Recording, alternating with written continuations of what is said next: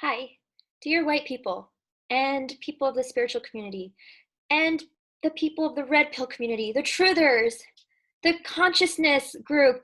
I have a message for you about the twisted, convoluted narratives creating more divide revolving around Black Lives Matters. Yes, many of us understand that George Soros funded this movement. And yes, we understand the domestic terrorism that Antifa has created in the country as well. Yes, all of these things are true, but there's a huge disconnect of the reality of the situation and the experience many people have faced and suffered and the conversations being had. Many Republicans are completely denying that racism exists. Many say if we stop talking about it, it will cease to exist. And the only reason it exists is because we keep talking about it. And then it's all lives matter. On the other side of the spectrum, liberals, they they basically say that affirmative action is a great way to be anti-racist. Don't say the N-word. And then there's a lot of white guilt, white tears, a lot of a discussion of white privilege. Even the phrase itself is saying that there is some sort of Black inferiority or Black disadvantage just by merely saying it. It's not white privilege, it's white delusion. That is what's happening on all ends of the spectrum of being completely disconnected from the experience that Black people and melanated people, people of color have faced throughout their lives all over the world. All over the world. And yes, many of you start saying, I have Black friends, or I have a relationship with a Black person, or I've stood up for Black people my whole.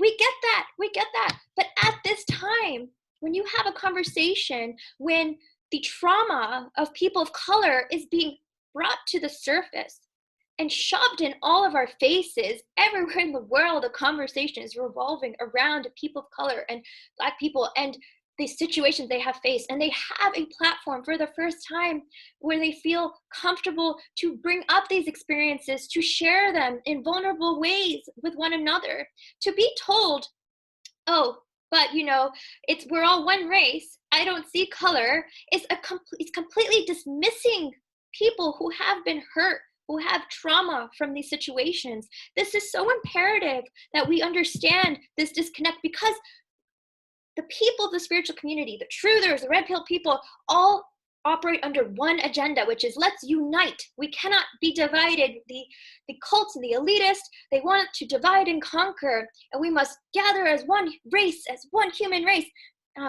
When you do that to a person who's been traumatized based on the color of their skin, you dismiss what they have gone through, and you actually perpetuate further divide in the situation. So yes, your agenda may be to all unite under one cause, but if you do not acknowledge the trauma and acknowledge the experiences that people of color have gone through, you are not in its healing. These people, you guys need to be challenged from being in your comfort zone right now, which means coming into a deeper connection with our brothers and sisters of melanated origin to get a perspective of what someone's embodied and lived experience in the world has been because of the color of their skin.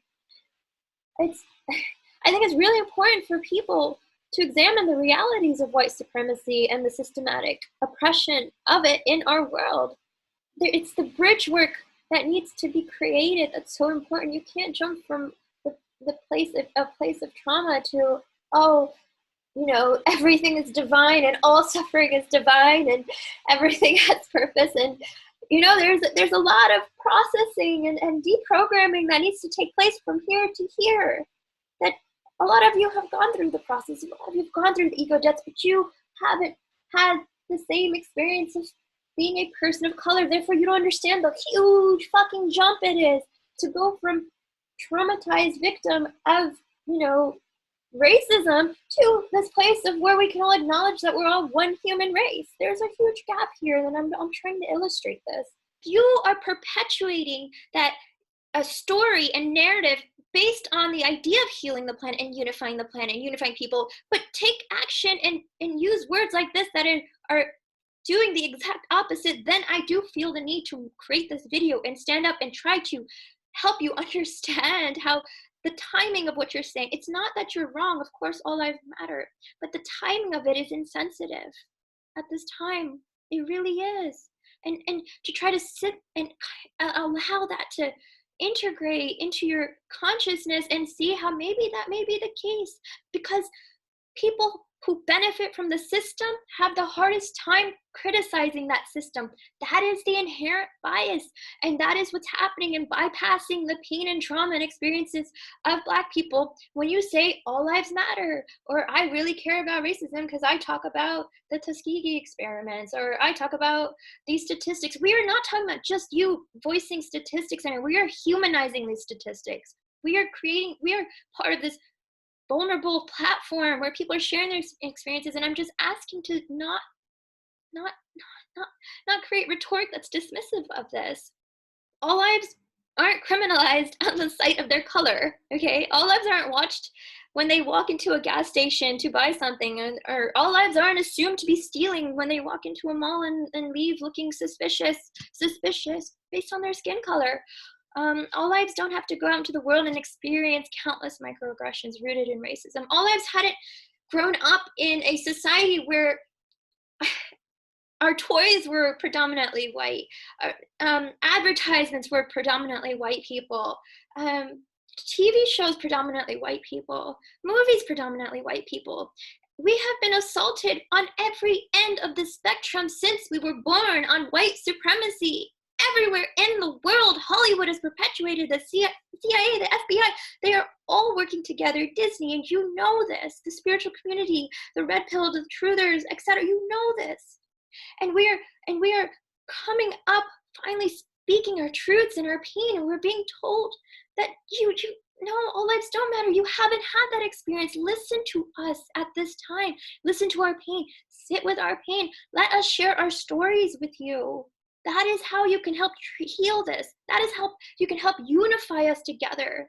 That is how we gain trust, because I promise you there is a large amount of distrust towards white people because of this trauma. It's just a fact. So I hope I've made my point clear to some degree, and how you can actually be more beneficial in this narrative, and how we can really come together over this horrible race war. There's war on race, race war. And we need just solidarity in this way, not pity, not a black box on Instagram, not another reminder that George Soros is funding a movement, because it's not. That movement is hijacked by other conversations, but racism is real, classism is real, sexism is real. And at this time in history, we have an opportunity to come together again over this horrible trauma. The way we can heal is when you can reassign a different definition or perspective to trauma. Once you reassign a narrative to trauma, then you can transcend suffering. That's how healing happens. And all we should do is try to empower people in that narrative, but telling them that the experience that they had or racism isn't real. I mean, yes, racism is a mental disorder. It's not real. It's still an illusion. That is correct. But the experience people have had is not an illusion. And re-subscribing a narrative to what those experiences were is of the utmost importance right now. Not dismissing it by some all lives matter stuff. Okay? I really hope you hear me on this. Thank you.